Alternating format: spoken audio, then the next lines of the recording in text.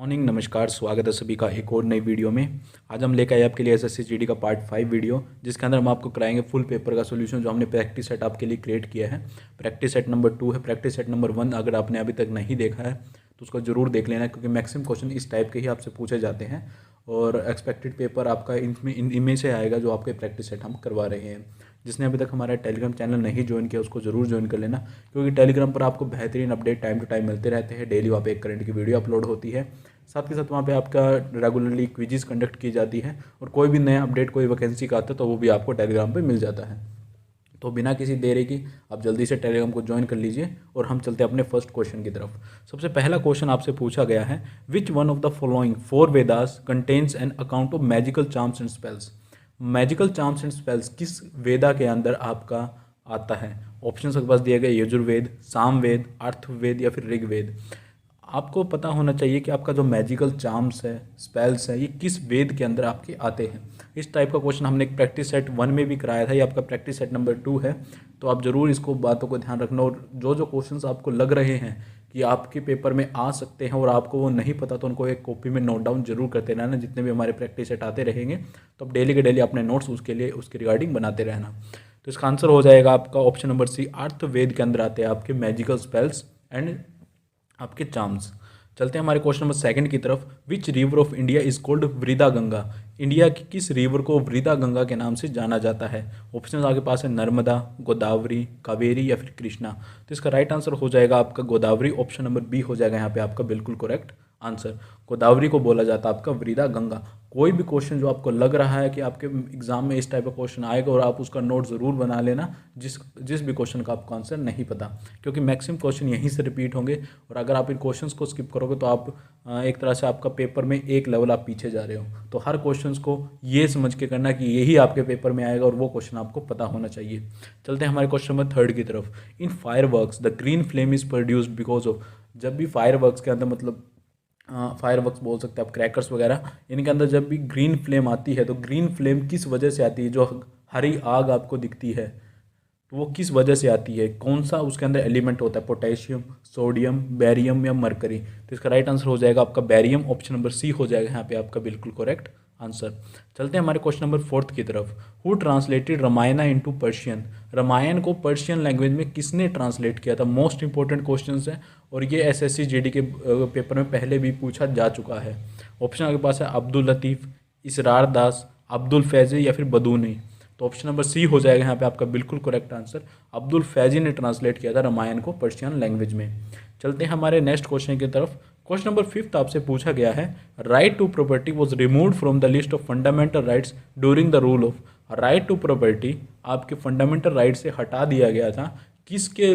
उस टाइम पे किसकी कौन था रूलिंग पार्टी में? मोरारजी देसाई गवर्नमेंट थी, इंदिरा गांधी गवर्नमेंट थी, नरसिम्हा राव गवर्नमेंट थी या फिर वाजपेयी गवर्नमेंट थी। तो इसका राइट आंसर हो जाएगा आपका मोरारजी देसाई गवर्नमेंट। तो ऑप्शन नंबर ए हो जाएगा आपका बिल्कुल करेक्ट आंसर। मोरारजी देसाई जी की गवर्नमेंट में फंडामेंटल राइट्स में से राइट टू प्रॉपर्टी को हटा दिया गया था।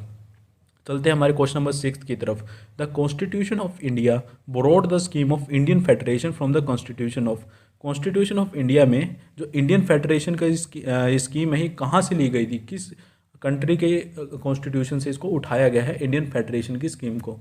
ऑप्शन आपके पास है यूएसए, यूनाइटेड किंगडम, आयरलैंड या फिर कनाडा। तो इसका राइट आंसर हो जाएगा आपका कनाडा से लिया गया है आपका इंडियन फेडरेशन। कल हमने कमेंट में पूछा था आपका फंडामेंटल राइट्स कहाँ से लिया गया है। तो फंडामेंटल राइट्स का अगर आपको अभी तक आंसर नहीं पता तो कमेंट डाउन करके जरूर बताना, ताकि जो दूसरे स्टूडेंट्स हैं वो भी आपसे सीख सके कि आप कितने एक्टिव हो चैनल के ऊपर।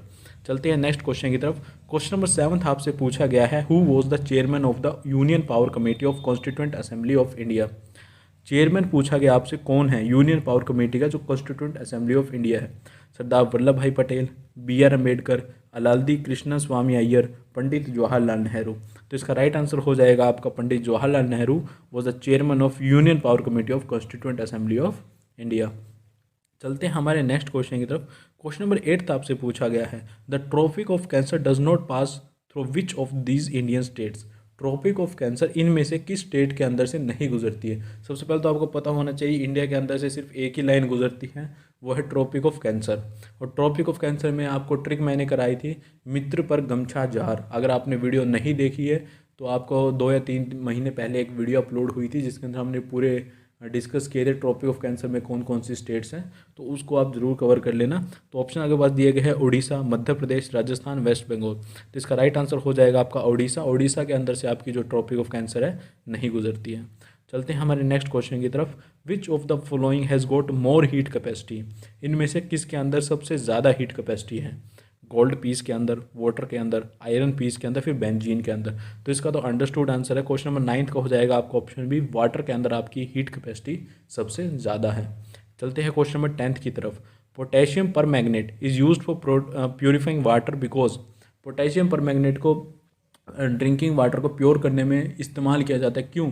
ये क्वेश्चन हमारा कल की वीडियो में था, प्रैक्टिस सेट जो 1 था उसके अंदर भी इस क्वेश्चन को डाला गया था, और आज प्रैक्टिस सेट 2 के अंदर भी इस क्वेश्चन को डाला गया है। क्यों है ये प्योरीफाइंग विद ड्रिंकिंग वाटर के लिए इसको यूज़ किया जाता है पोटेशियम पर मैग्नेट को? क्योंकि एक ऑक्सीडाइजिंग एजेंट है। ऑप्शन नंबर ए हो जाएगा यहाँ पे आपका बिल्कुल करेक्ट आंसर।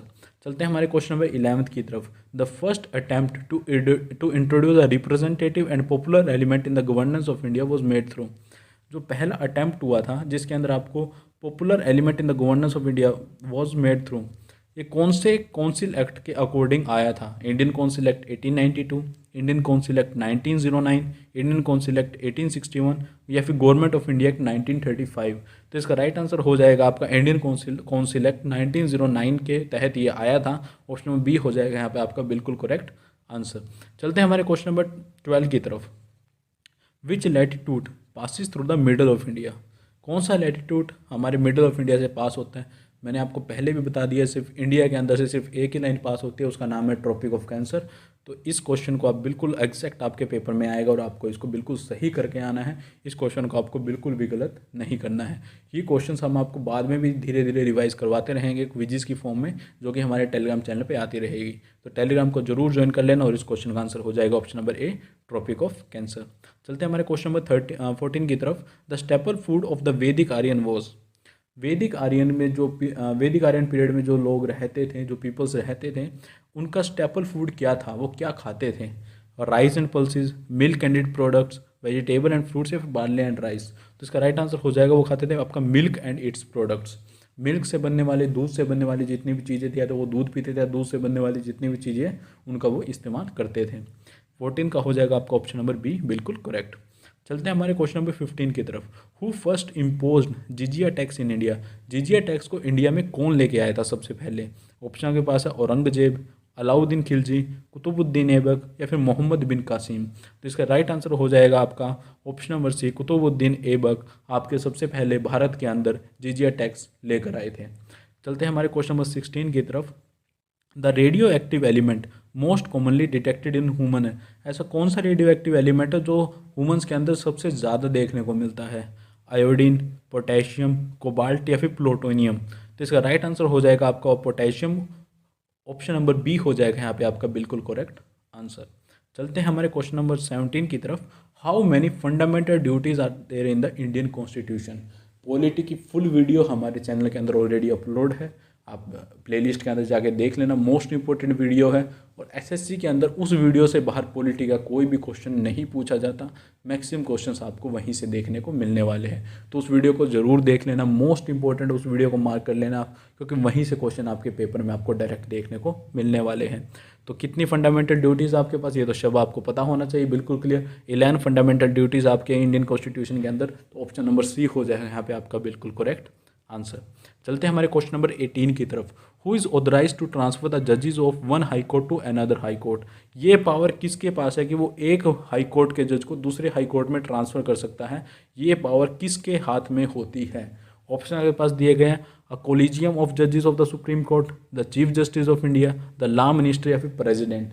तो इसका राइट आंसर हो जाएगा आपका प्रेसिडेंट के हाथ में ये पावर होती है कि वो एक हाई कोर्ट के जज को दूसरे हाई कोर्ट में ट्रांसफ़र कर सकता है। चलते हैं हमारे क्वेश्चन नंबर 19 की तरफ।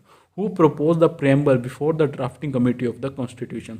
किसने प्रेम्बल के लिए अपनी इच्छा जाहिर की थी ड्राफ्टिंग कमेटी बनने से पहले?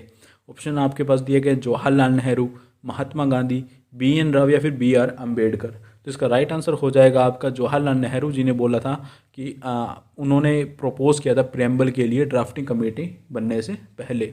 चलते हैं हमारे क्वेश्चन नंबर 20 की तरफ।